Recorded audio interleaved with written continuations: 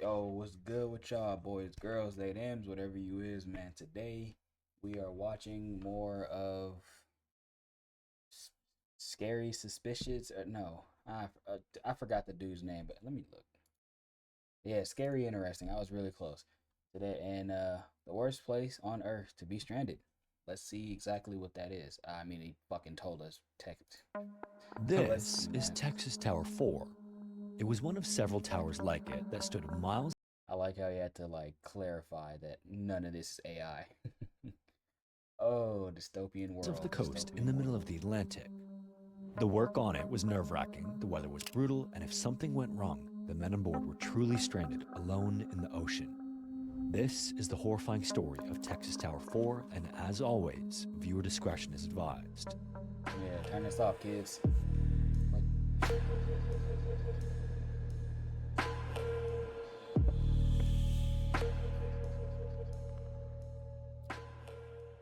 In the 1950s, the United States was on edge almost like never before. With the Cold War in full effect, Soviet bombers could theoretically be on their way in any second. And if they made it across the Atlantic Ocean undetected, it would be devastating. So the US Air Force did what any anxious superpower would do under the circumstances. It started building towers in the middle of the ocean. Not just any towers, though. These were known as Texas Towers, and they were massive radar platforms planted miles off the coast in the Atlantic, greatly resembling oil rigs you might see in the Texas oil fields. And they were designed to spot enemy bombers before they got too close in hopes of giving the US a precious 30 to 60 minutes of warning time to scramble jets and prepare defenses. Basically, if something deadly was heading toward America, these towers were the eyes nervously scanning the horizon. Of these towers, Texas Tower 4 was the boldest of them all. It was planted 63 miles or 101 kilometers off the coast of Long Island, New York, in 185 feet or 56 meters of water. okay. It was supposed to be, and in many ways was, a technological wonder, but from day one, Tower 4 was seemingly cursed. Not in some metaphorical way, as in the tower gave off bad vibes, but in the form of concrete flaws, support issues, and a sort of ever present sense that the whole operation might be one gust away from disaster. Despite these issues, though, the role it played was crucial. Back then, that kind of early warning system was everything.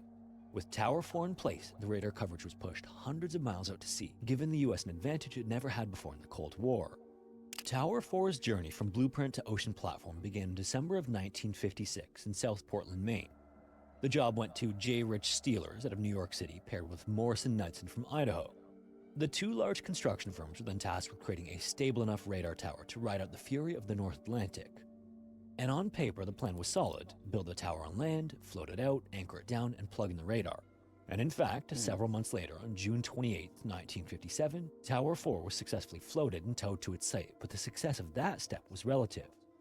Somewhere in the process, as the steel legs rocked in the swells, two or three of these structural supports got knocked loose. Obviously, not ideal when you're about to plant a top heavy tower in deep churning water. So, faced with the choice of fixing it on site or bringing it back to land, the Air Force chose the quicker of the two, which was to fix it where it stood. Now, to visualize these towers for those who are just listening, imagine a giant tripod. Each tower stood on three long steel legs plunged into the ocean floor. These legs held up a sprawling platform nearly the size of a football field.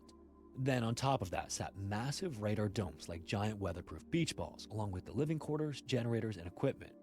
The towers had to have everything the crew would need to live and work sort of indefinitely until supply runs were made periodically. Once the tower was in position, as the crew tried to anchor the legs into position, rough weather rolled in. The storm then battered the braces, breaking one off entirely. These braces were large horizontal and diagonal supports that crisscrossed the legs to stabilize the structure and were crucial to keeping it standing. The Navy then tried to clean up the mess with a set of underwater repairs, and the plan was to replace the broken braces with new ones that would attach to the stubs of the original supports. Since those stubs were basically mangled leftovers, though, the new solution required clamping collars or big steel sleeves bolted underwater around the damaged joints. This was a janky fix at best, and it didn't really work. In Sounds like it fact, is. by the end of 1958, a report titled Texas Tower 4 Stability and Deficiencies made it crystal clear that the structure was in trouble. Divers found that half the bolts could be yanked out by hand, some weren't even the right size, and others had been shoved into holes that were too wide, probably in a hurry to get the job done. But even still, the mission rolled forward.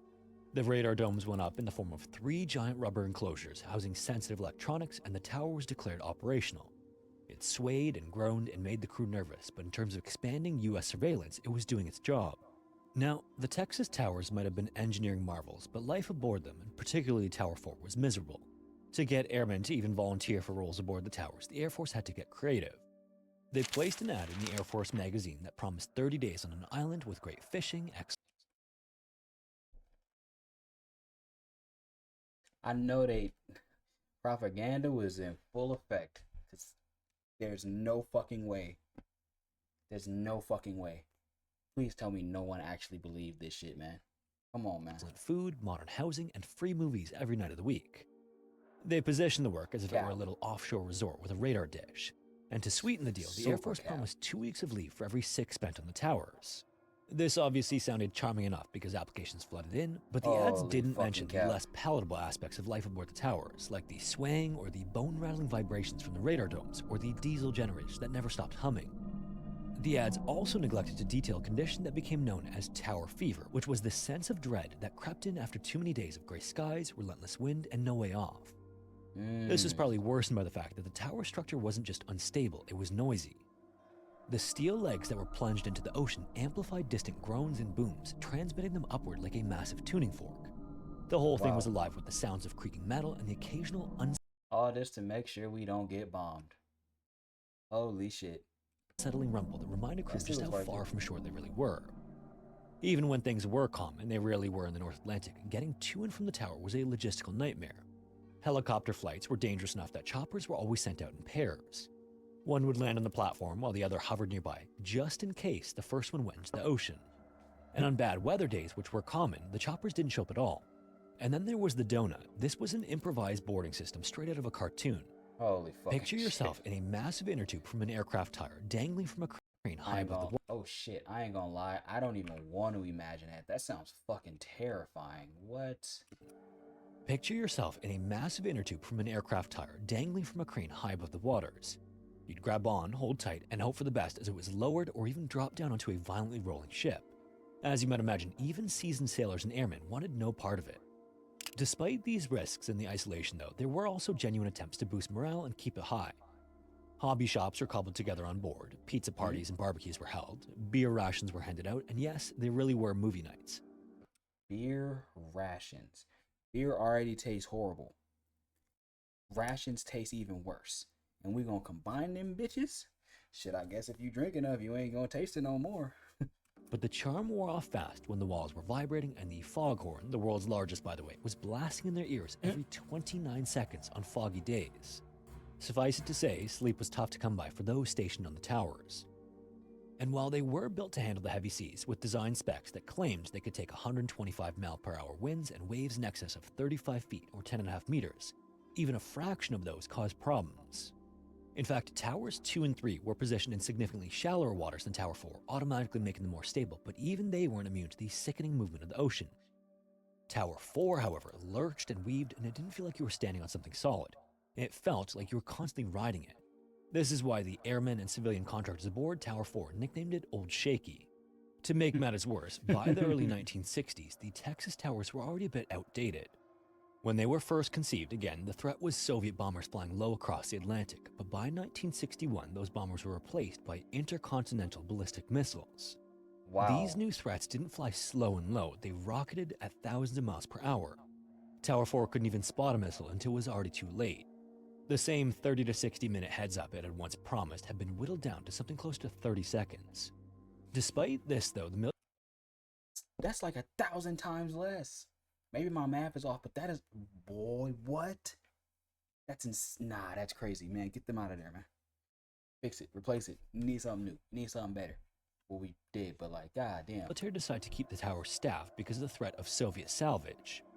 The US knew Russian ships were lingering nearby, and if any of the towers were left unmanned, there was the real fear that the Soviets would swoop in, grab the radar technology, and sail away with US secrets. So it was reasoned that it was better to keep a small crew aboard and hold the line, even if that line was rusting and swaying in the wind. Yo, bro. By early 1961, the crew aboard Tower 4 had been scaled down from 70 to just 28, which included 14 airmen and 14 civilian contractors, most of them repairmen. Their job wasn't so much defending the skies anymore as it was patching up a dying structure and keeping an eye out for unwelcome guests. Meanwhile, the tower itself was on borrowed time. The legs were still damaged from storms years earlier, and the retrofitted repairs hadn't held up, but the big blow came in September of 1960 with Hurricane Donna. The storm hit the tower with 132-mile-per-hour winds and waves at more than 50 feet or 15 meters high, far exceeding the design specs. Nah. When Hurricane Donna was done, Tower 4 was still standing, but just barely. Inspections afterward revealed the underwater bracing had cracked and shifted, causing the tower to lose nearly half of its structural strength. At this point, it was basically one good hit away from collapse, but it stayed manned. And disturbingly, everyone was aware of these issues and knew it wasn't safe. They didn't need a fresh inspection report or a team of divers to tell them that, though. Just living on it made it obvious. It started creaking more than usual and swaying wider than it had before. In fact, the crew would often even joke with one another and warn that no one should ever shake with a straight razor on board. This light touch of humor might have been the only and best way to deal with the fear that permeated the crew. Yeah, And beyond that, vibrations from the radar equipment, generators, and even the ocean itself were also more intense. Captain Gordon Fellon, the man in charge on Tower 4, apparently repeatedly requested complete evacuations of the tower. He sent message after message to his senior officers, imploring them to give him the authority, but his requests were always denied. That's fucked. The top brass was always still more concerned with Soviet salvage. This would all culminate in mid-January when the tower got troubling news. Captain Sixto Mengual, commanding officer of the Navy supply ship that made trips out to Tower 4, warned Gordon directly that something nasty was brewing. Seas were getting rough and winds were shifting. If they were going to evacuate, they needed to start now, but Gordon still didn't have the authority to pull his crew. That power was still held with his superiors safely on land at Otis Air Force Base in Cape Cod. Pussy. On the evening of January 14th, the weather advisory called for winds between 46 and 69 miles per hour. This wasn't welcome news aboard Tower 4, but it also wasn't anything the tower hadn't already survived. In fact, just 6 days earlier, it had gone through the same conditions without any major issues, but then the following day, on January 15th, the storm intensified. At 10 a.m., Gordon was asked if he was worried, and he responded that it didn't matter because it was already too late to evacuate. Conditions had deteriorated fast, and helicopter flights were impossible. The waves were also too violent for the donut or any other transfer method. The window was shut, and for all intents and purposes, the crew of 28 aboard Tower 4 was stuck to ride it out. That afternoon, around 1 p.m., Gordon made a chilling call to his wife. He told her that the tower was moving more than usual and warned her that if the tower fell into the ocean, none of them would survive. There would be no rescue, just the cold Atlantic, and that was before the forecast was updated at 3:30 p.m. to reflect wind gusts up to 86 miles per hour.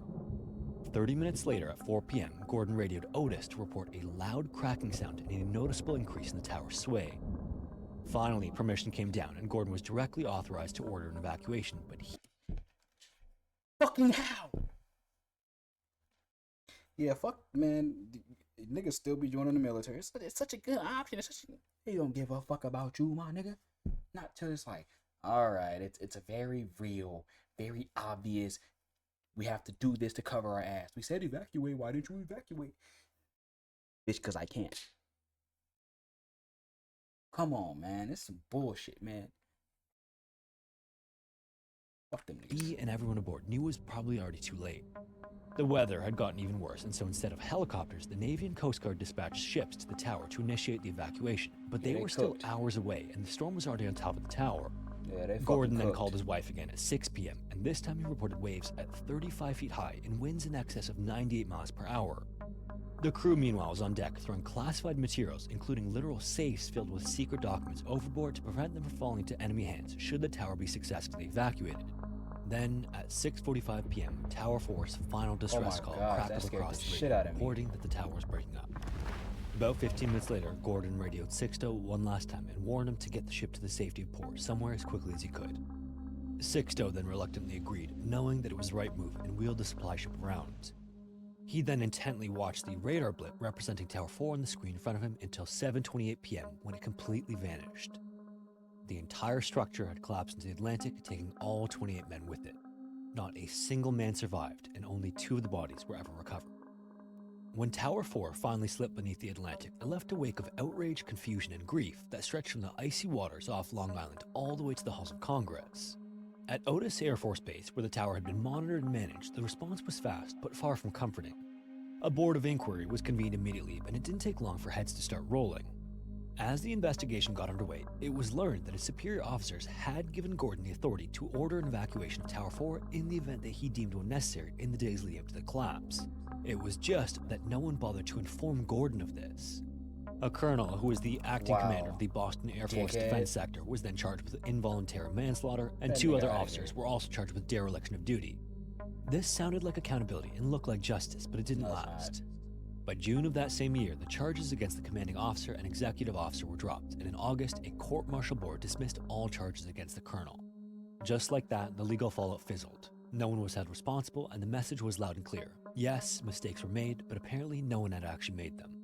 This obviously What? didn't sit well with anyone, and especially Yeah, not the okay. families of the 28 men who had lost their lives. Before the charges were dropped, however, the Senate stepped in and held hearings. I ain't gonna lie, that's gotta be like the most horrible way to go out. Like you die and then like people don't even know you're dead until they find out that they can't find you. Ever. Like you're just gone. Like you're literally like your entire just gone. And it's like what do you like in those last moments, like the thoughts going through your head have to be fucking insane. Like, man, I can only imagine, man. That shit is fucking sad. Before the charges were dropped, however, the Senate stepped in and held hearings. This time, the conclusion pulled no punches. Human error, the committee said, was at the heart of it all. Engineers, building contractors, the Air Force, and the Navy, everyone had a hand on the wheel. The Navy in particular, though, came under fire for how it supervised the construction and repair of the tower. One jaw-dropping revelation also then came from the seabed itself. Tower 2, which was one of the more stable platforms positioned in much shallower water, had its legs driven 48 feet or about 15 meters into the ocean floor. The legs of Tower 4 were sunk just 18 feet or about 5 meters into the sandy bottom. That was all, less than half the depth and sitting in far deeper, more treacherous water. It was like building a high-rise on wet sand and then being surprised when it tilted. Meanwhile, back in the civilian world, the public was left with the haunting question of how this could have happened. How could a tower built with the express purpose of saving lives be the cause of so many deaths? Unfortunately, there were no satisfying answers, just a series of shrugged shoulders, legal loopholes, and quietly reassigned careers. In the end, Texas Wow. Tower 4 became a symbol not of Cold War might, but of what happens when bureaucracy and faulty engineering collide in a place where failure isn't an option. Today, what's left of Tower 4 still rests on the ocean floor, 185 feet below the surface. The site is deep enough to keep casual divers away, but shallow enough for experienced wreck divers to explore it, if they're brave enough to descend into the graveyard. The wreck has since become part of the sea floor, colonized by marine life, but if you know the story, it's impossible to look at those remains without feeling the weight of what happened there. And for decades, most people forgot about the Texas Towers. They were a Cold War experiment that never really worked, pushed aside by better technology, but Tower 4 left a scar. The men who died out there didn't go down in battle. They weren't lost in a firefight or taken by enemy hands. They were just doing their jobs, following orders, and trusting that someone somewhere had made sure that the ground, or in this case the platform, was solid beneath their feet. If you made it this far, Yeah, man, they got hold, man. Fuck the military. We ain't, you feel me? Do literally anything else, man. Sell crack. Fuck it. No, I'm kidding. But I hope y'all enjoyed watching that. Well, probably not, because I had the displeasure of learning some new haunting shit. Feel me? Anywho, like, comment, subscribe. We'll see y'all in the next one. Y'all take it easy.